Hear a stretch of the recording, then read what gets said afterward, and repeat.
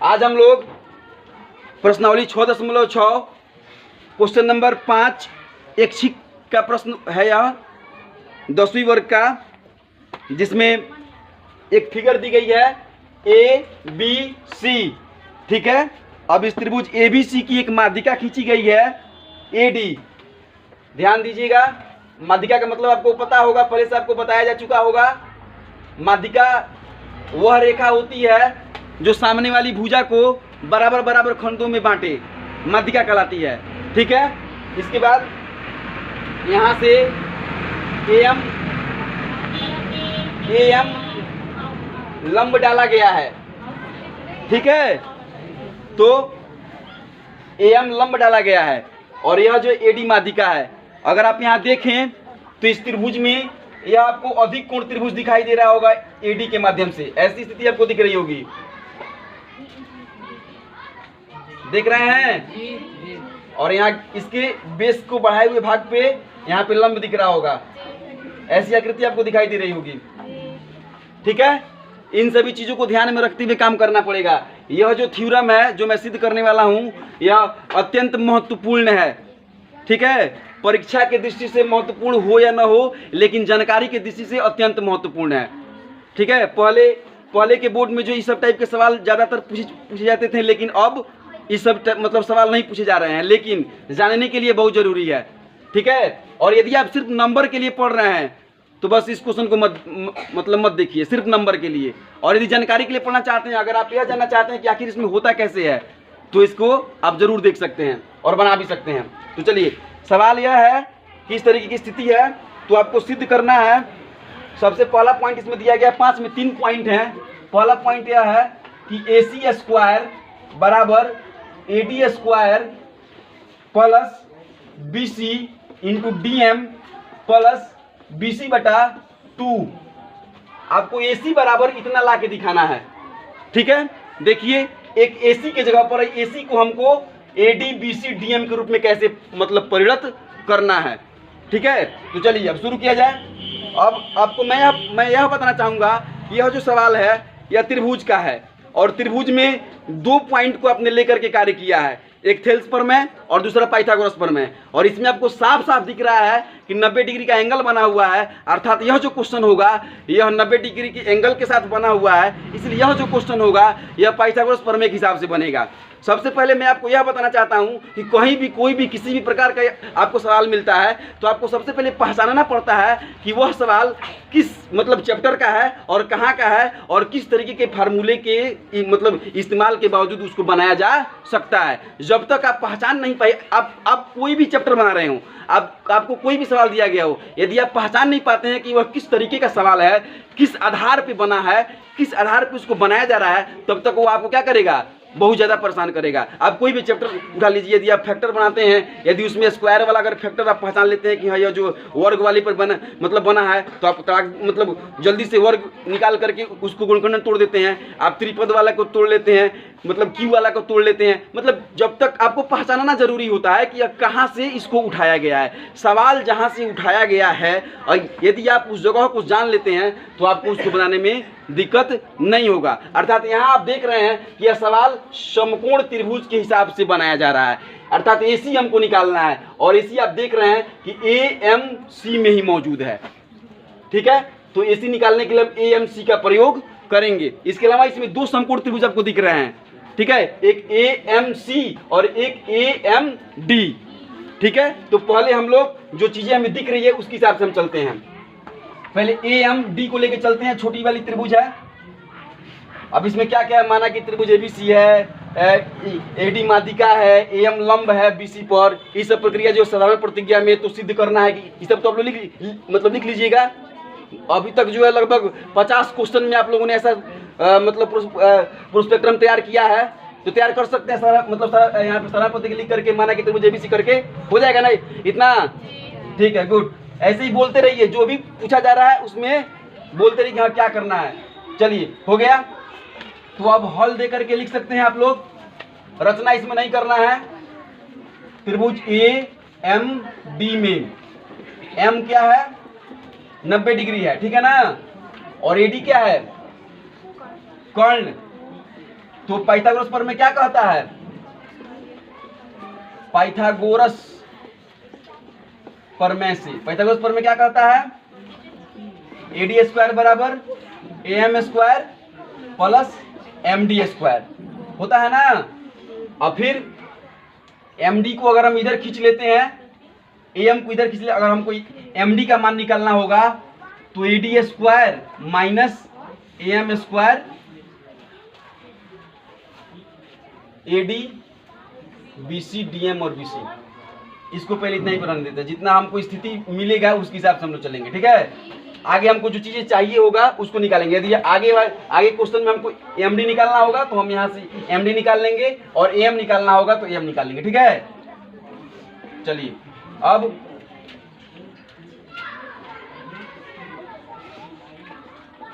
त्रिभुज AMC में कोण M बराबर 90 डिग्री, ठीक है। तो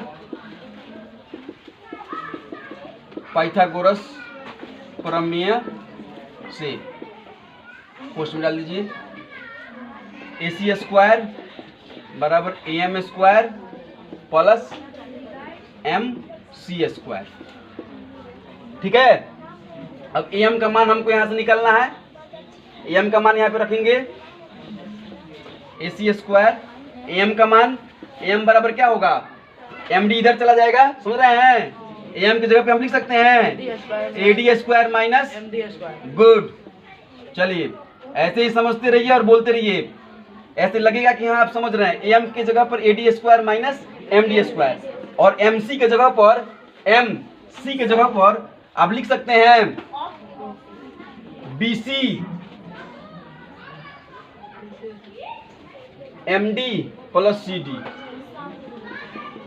MD प्लस CD लिख सकते हैं का होल स्क्वायर। चलिए AC स्क्वायर बराबर AD square minus MD square, फिर MD plus CD A plus B का whole square, A square plus 2MD into CD plus CD square. हो सकता है ना इतना? अब देख रहे हैं MD यहाँ माइनस में, MD यहाँ प्लस में है, दोनों कट जाएगा, बचा AC स्क्वायर बराबर AD square minus plus 2MD into CD। आज CD क्या है? CD क्या है? CD जो है माध्यिका का काटा गया अंग है, ठीक है। CD माध्यिका के द्वारा काटा गया है, यहाँ पे देख रहे हैं ना। तो CD की जगह पे हम क्या लिख सकते हैं? BC/2 लिख सकते हैं। समझिए इसको, पहले हमने आपको पहले ही बताया था सवाल बनाने से पहले ही कि माध्यिका वो हिस्सा होता है जो बराबर बराबर हिस्से में बांटे, अर्थात BC बराबर BD प्लस CD हो सकता है, और BD CD दोनों आपस में बराबर है, अर्थात BC बराबर BD की जगह पे CD लिखिए CD, समझ रहे हैं। BC बराबर 2CD, 2 इधर गुना कर रहा है, इधर आके भाग करेगा, अर्थात BC/2, अर्थात CD की जगह पे आपका क्या आ गया? BC/2, समीकरण A। अब समीकरण A से इसमें मान को ट्रांसफर कीजिए, CD की जगह पे आप क्या लिख दीजिए? CD की जगह पे हो जाएगा आपका BC/2, अब प्लस है CD की जगह पे BC/2। अब दोनों को हल कीजिए, अब आपको प्राप्त होगा AC स्क्वायर बराबर AD स्क्वायर प्लस 2 से 2 कट जाएगा। अब MD लिखिए या DM लिखिए, कोई फर्क नहीं पड़ता है, MD into BC plus BC/2 का होल स्क्वायर। अब देखिए, तो इतना आपको सिद्ध करना था, ऊपर प्राप्त हो गया। देखिए किस तरह से प्राप्त हुआ। अब यहाँ बात यह है कि बना बनाया क्वेश्चन है, इसको उतारना आसान है, लेकिन यहाँ पे कब क्या इस्तेमाल करना है इसको जानना जरूरी है, और यह आपको पहली दूसरी बार में नहीं आएगा।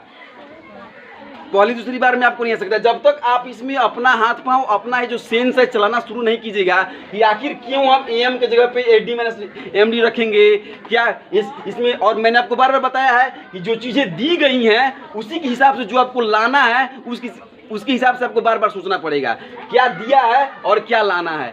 ठीक है, तो यह पहला नंबर पॉइंट जो है आपका सिद्ध होता हुआ। अब दूसरे नंबर पॉइंट पे आप थोड़ा सा अपना हाथ पाँव चलाइए, अगर हो जाता है तो मतलब ठीक है, और नहीं होता है तो मैं फिर से उसको करूँगा।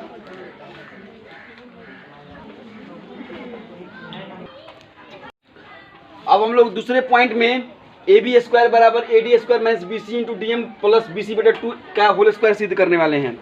ठीक है, जिसमें हम लोग को सबसे पहले पिछले सवाल की भांति त्रिभुज AMD में कोण M बराबर 90 डिग्री,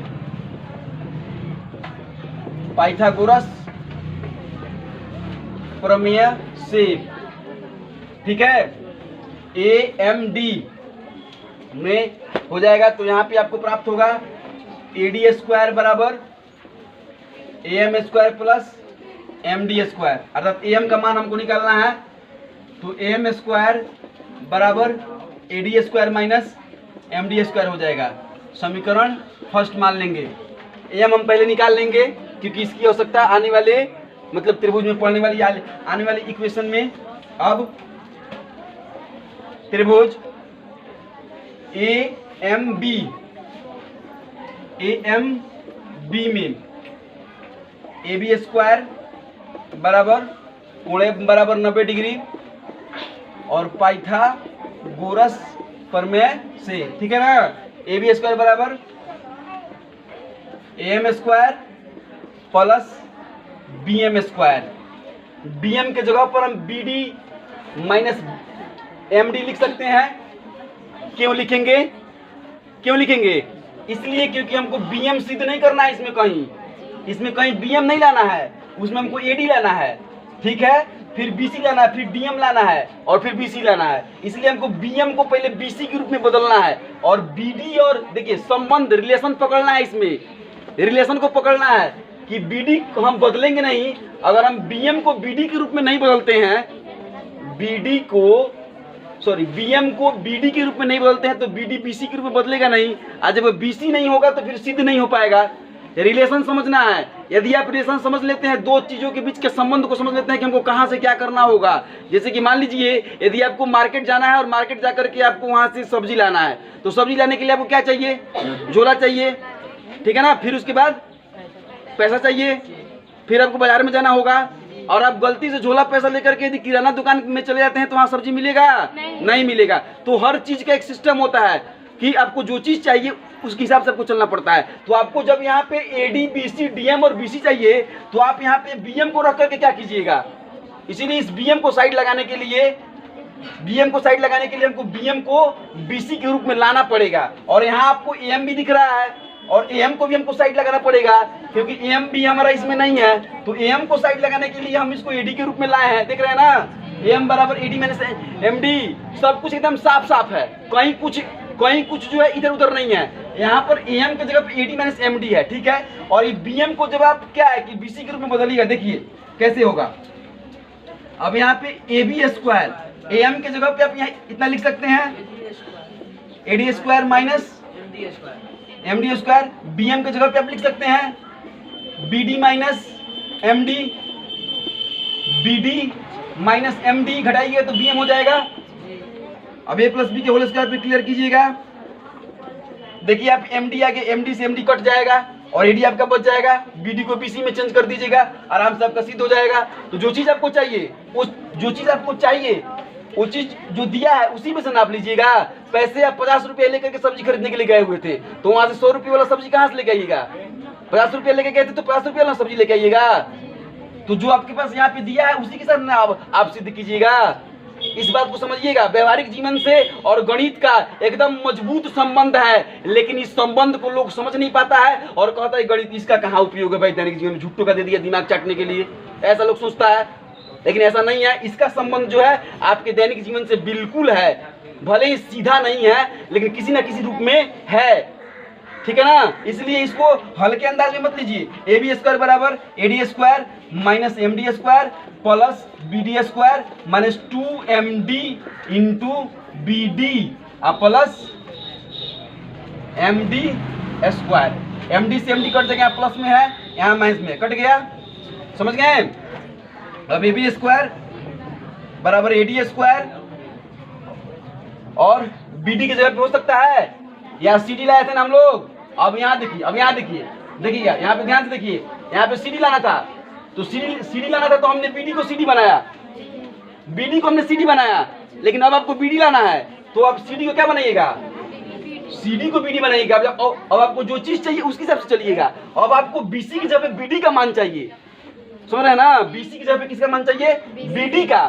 तो आज जब BC की जगह पे CD का मान चाहिए था, तो आपने BD को CD में बदला, लेकिन अब CD को आप किस में बदलिएगा, BD में, समझ रहे हैं। तो हो जाएगा 2BD, अर्थात 1 BD बराबर BC बटा 2। अब यह मान इसमें रखने पर, जब इसमें रखिएगा समीकरण A से लिख दीजिए, तो हो जाएगा आपका BD की जगह पे BC बटा 2 का स्क्वायर माइनस 2 MD। अब BD की जगह पे BC बटा 2, 2 से 2 कट गया। अब आपका बच गया AB स्क्वायर बराबर AD square plus minus MD into BC plus BC बटा 2 का होल स्क्वायर। ठीक है।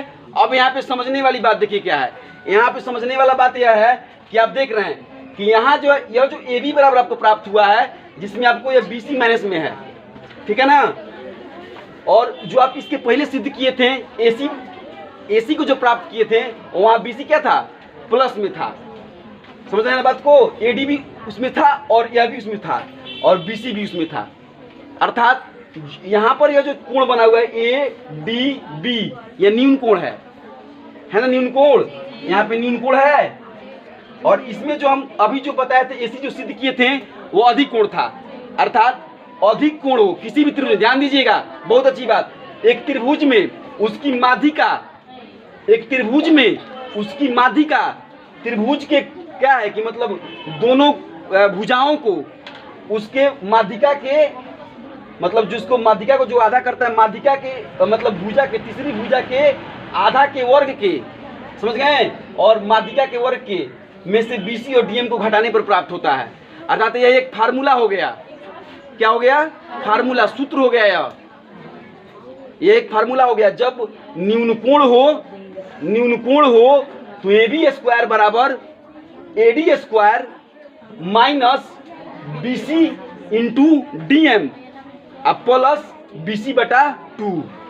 इसको याद रखना पड़ेगा, यह फार्मूला है, इसका उपयोग आपको अब करना पड़ेगा। अब आपको जब सवाल मिलेगा तो इस फार्मूले का उपयोग करके कार्य करना पड़ेगा।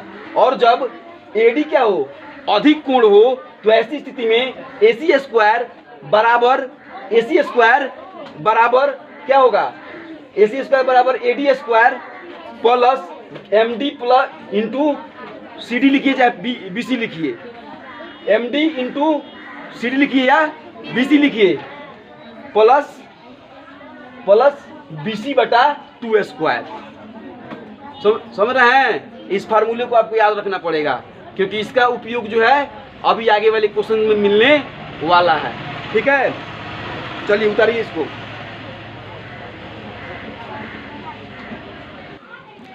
अब तीसरे नंबर पॉइंट को देखा जाए, जिसमें दिया है AC square plus AB square बराबर 2AD plus half BC square. अब मैंने आपको अभी पहले बताया है कि AC और AB ये दोनों फार्मूला का उपयोग करेंगे हम जब न्यून कोण हो तो। ठीक है, तो लिखेंगे त्रिभुज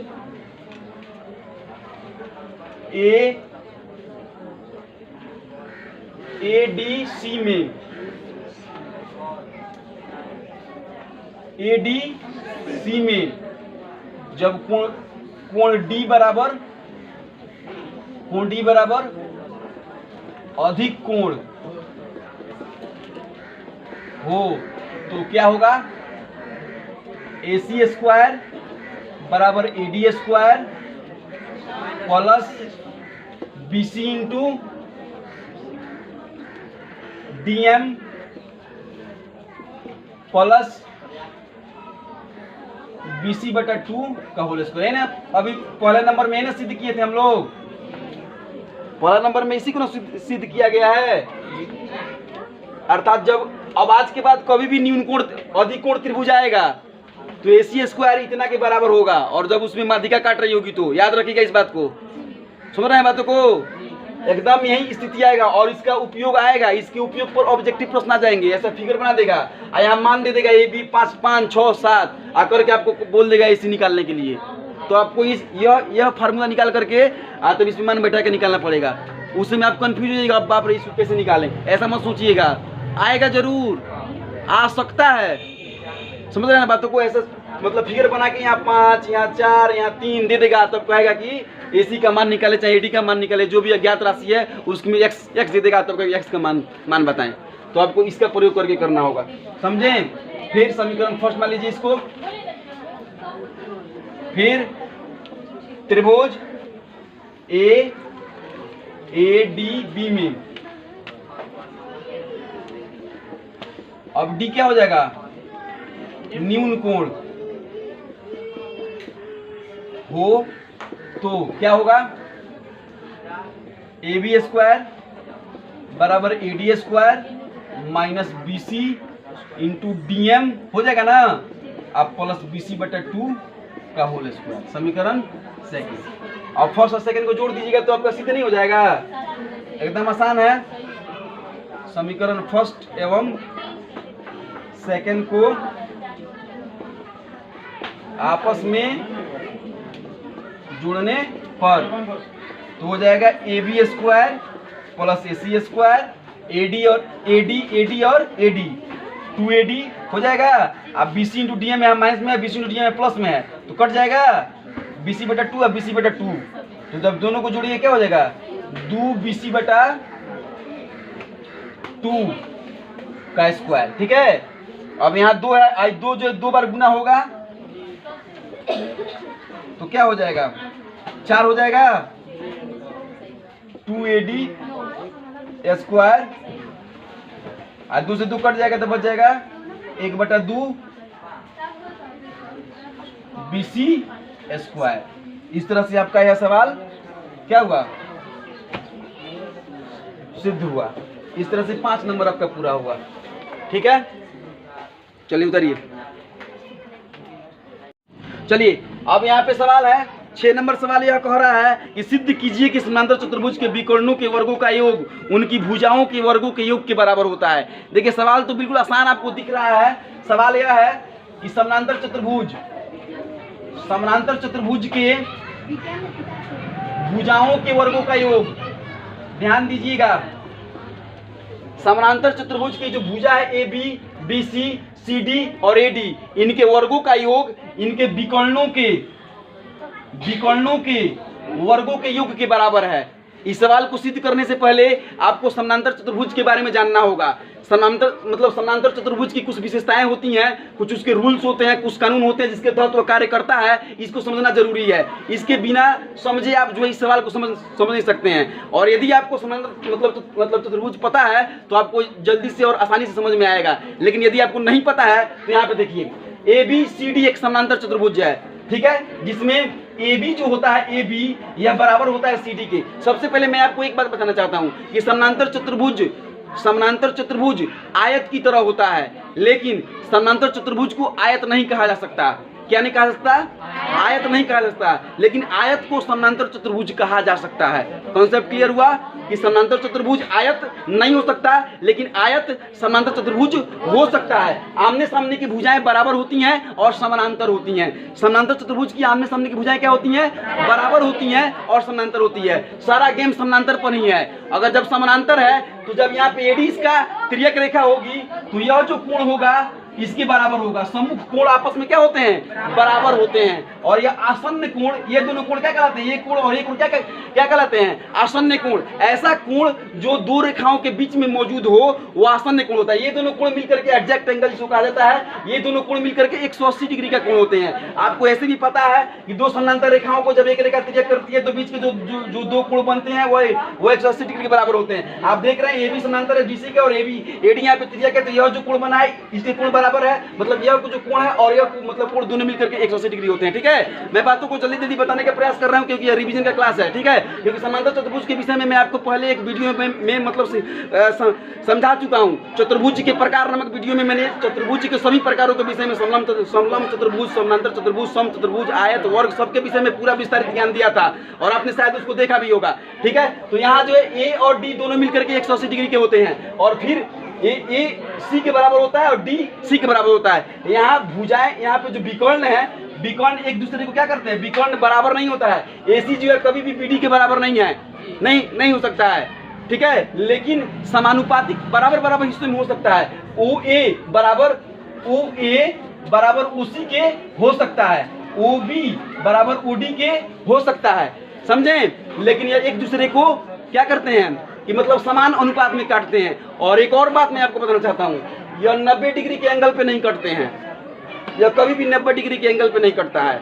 और ये जो कोण होते हैं ये भी कभी 90 डिग्री के नहीं होते हैं, अर्थात समांतर चतुर्भुज में 90 डिग्री का बात ही नहीं होता है। समझ गए बात को? आप समझ गए आप लोग बातों को?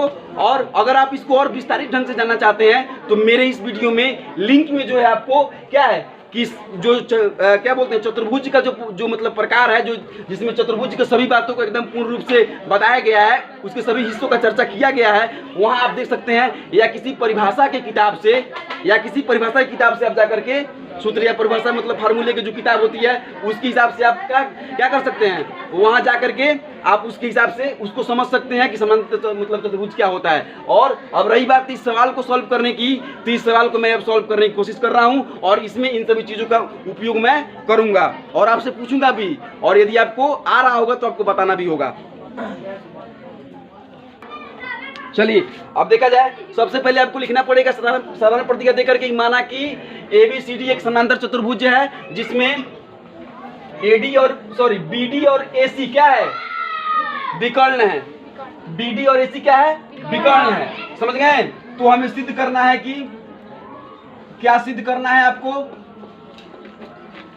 सिद्ध करना है कि चारों भुजाओं का योग विकर्णों के योग के बराबर है।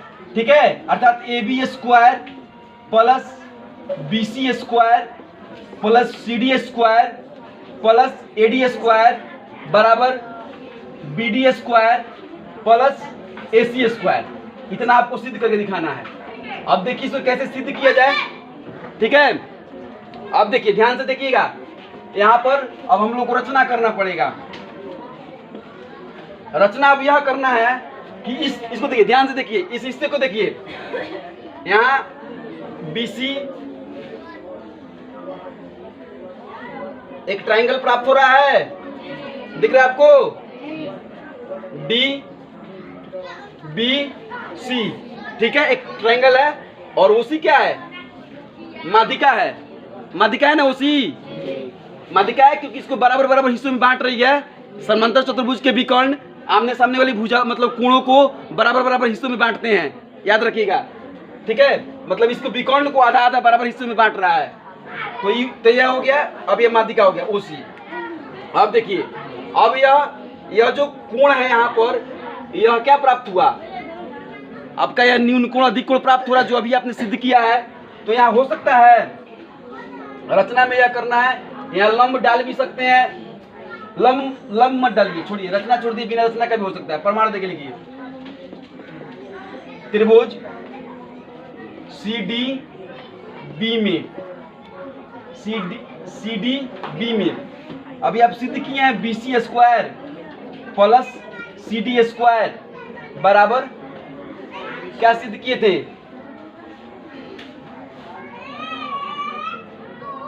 OC 2OC स्क्वायर अब प्लस 1/2, रुकिए घबराइएगा मत, 1/2 BC अर्थात BD स्क्वायर। अभी 5 नंबर सवाल में आपने क्या सिद्ध किया है कि दो भुजाओं के वर्गों का योग, दो भुजाओं के वर्गों का योग उसके माध्यिका के दुगुने और ये जो विकर्ण है कर्ण के आधे के वर्ग के बराबर होता है। ऐसा किया है ना अभी आपने सिद्ध। अरे अभी 5 का 3 नंबर क्वेश्चन में नहीं किए हैं, AC square plus AB square 2AD plus 1/2 BC square, ऐसे किए हैं ना। तो यहाँ से इस त्रिभुज को मैंने इस रूप में बांट दिया और उसके हिसाब से कर दिया। 5 नंबर में मैंने आपको बताया है, उसके हिसाब से मैंने फार्मूले पे इसको सेट किया, अर्थात BC square plus CD square 2OA square plus half BD square, समीकरण A। फिर इसी प्रकार त्रिभुज BDA में सेम हो जाएगा AD square plus AB square.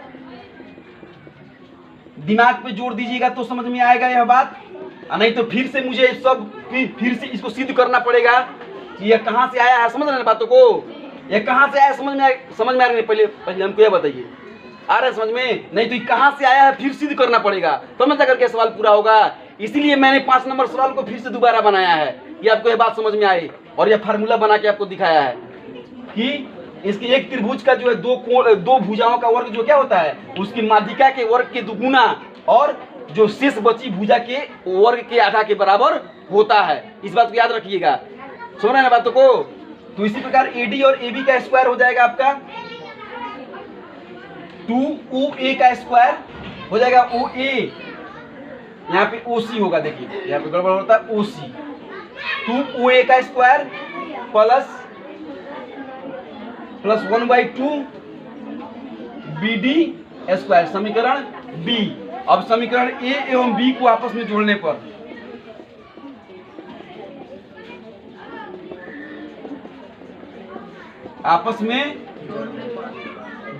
जोड़ दीजिए आराम से, तो क्या प्राप्त होगा, BC square plus CD square plus AD square plus AB square और 2OC या 2OA। अब यहाँ पे गेम है, देखिए 2OC के जगह पर आप AC/2 लिख सकते हैं, बोलिए। फिर 2OA के जगह पर 2AC/2 लिख सकते हैं।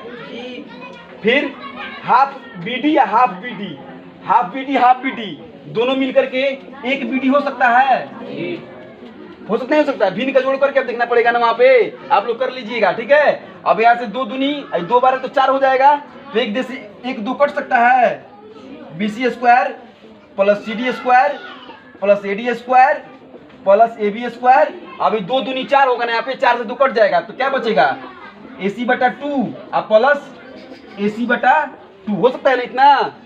फिर जिस तरह हाफ BD मिलके एक BD हुए थे, उसी तरह हाफ AC मिलके क्या होंगे, BC square plus CD square plus AD square plus AB square बराबर AC square plus BD square हो जाएगा।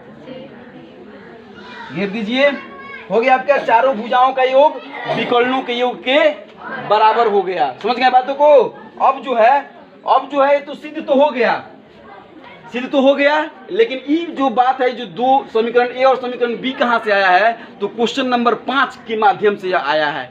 यदि यह सवाल जो है परीक्षा में पूछता है और आपको A और B अगर नहीं है, तो आपको सबसे पहले अधिक कोण दिखा करके BC निकाल लेना होगा, तब फिर न्यून कोण दिखा करके CD निकाल लेना होगा, फिर अधिक कोण दिखा करके AD निकाल लेना होगा, फिर न्यून कोण दिखा करके AB निकाल लेना होगा, तब दोनों को जोड़कर निकालना पड़ेगा। यदि यह प्रश्न दीर्घोत्तरीय में पूछा जाता है, 5 नंबर का जब सवाल आएगा तब आपको इसको विस्तारित करना पड़ेगा। और यदि यह प्रश्न दीर्घोत्तरीय में नहीं आता है, ऐसे 2 नंबर या 3 नंबर में आता है, तो आपको इसी तरीके से समीकरण फर्स्ट सेकंड जो है करके मतलब निकालना पड़ेगा। और ध्यान में रखना पड़ेगा कि एक न्यून कोण का जो है कैसे कैसे क्या क्या होता है, जो अभी मैंने वीडियो में सब बताया है, और बिना ध्यान रखे आपसे हो नहीं पाएगा। और वैसे भी ये सभी चीज़ें ज्योमेट्री एक ऐसी मैथमेटिक्स है जो इतना आसानी से कमांड में नहीं आता है। इसको कमांड में लाने के लिए बहुत मेहनत करना पड़ता है, और मेहनत कर सकते हैं तो कीजिए, नहीं तो नहीं कर सकते हैं तो समझ में नहीं आएगा। और झूठ मूठ का मैं यह बकवास नहीं कर सकता कि 2 मिनट में समानांतर चतुर्भुज के विकर्णों को और सब मतलब उसके भुजाओं को बराबर कर देंगे, ऐसा नहीं होता है, कभी नहीं होता है, किसी भी तरीके से नहीं होगा। आपको सोचना समझना पड़ेगा। शॉर्ट कट ट्रिक भी लगता है तो शॉर्ट कट ट्रिक वही लगाता है जो लॉन्ग कट जानता है। मैं डायरेक्ट आपको ई ट्रिक लगा करके बना देता है, लेकिन यह आपको कभी भी पता नहीं चलता कि ये कहाँ से आया है। इसको बताने के लिए मुझे 5 नंबर सवाल में उतना क्या है कि चिल्लाना पड़ा है और आपको समझाना पड़ा है और इसका वीडियो अपलोडेड करना पड़ा है। इसलिए आप लोग इसको ध्यान से देखिए, समझिए, और इस तरीके के क्वेश्चन और भी आते रहेंगे। आप क्या है कि मतलब वीडियो को देखते रहिए, क्लास को पकड़ते रहिए।